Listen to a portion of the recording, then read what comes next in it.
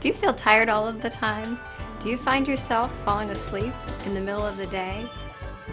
Do you take medication for high blood pressure? If so, you may be one of 18 million people suffering from undiagnosed sleep apnea.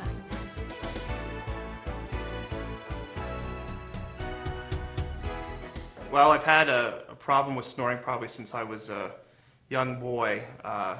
Began to get worse when I was in college. Drove my college roommates nuts with snoring, and had a sleep study done in the mid-late 90s, and so it said that I had sleep apnea.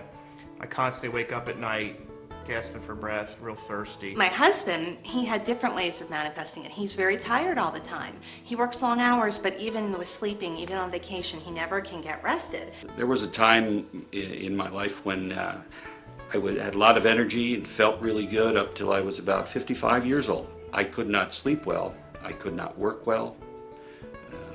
I did not have the energy at the end of the day or when I came home from work to carry on my other responsibilities. I think the culmination of seeking treatment was that I was in a depression that was as deep as I've ever had. If there's one thing I could say to somebody who even suspects that they have it, it's that they really don't know the effect that it has on their system and what it's really doing to them to have that low quality, non-restorative sleep day after day, year after year.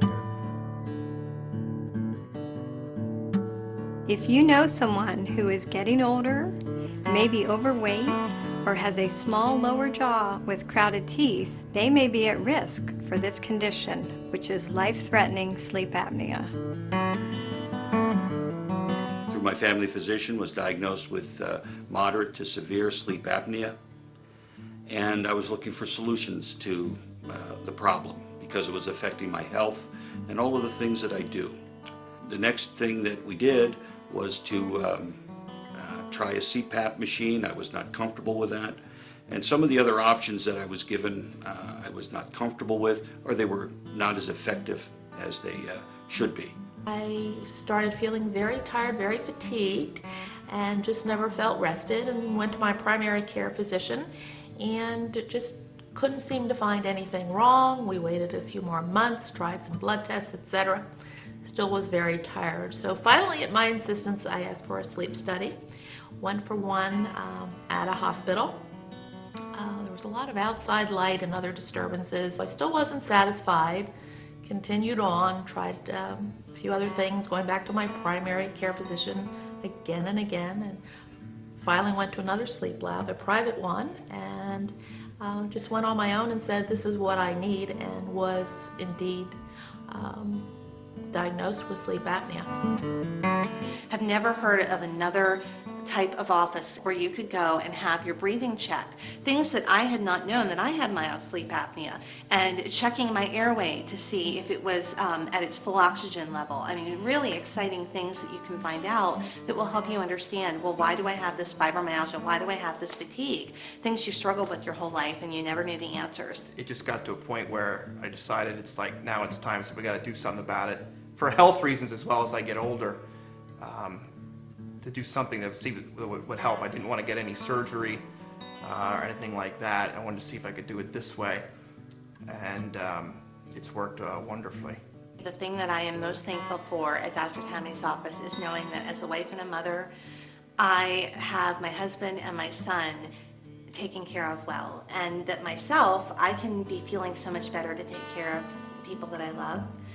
It's exciting to know that someone can come from all the aspects of supporting, that we want to eat natural and organic foods, and saying that's going to help your recovery, helping you to overall be healthy and feel well with the least invasive treatment. I think my goal has been achieved in that I feel so much more refreshed and just better overall. Professionally, I'm a classroom teacher for over 30 years. Not getting good sleep affected my job in many, many ways.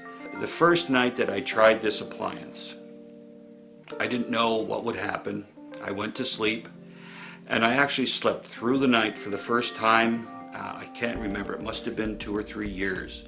The very next day, after sleeping that good evening and having those dreams, I didn't have that chest congestion and throat congestion that I'd had for years and had been treated by a specialist for asthma. And I just threw the thing away. I don't need it anymore. I don't have that symptom. I don't need that medicine.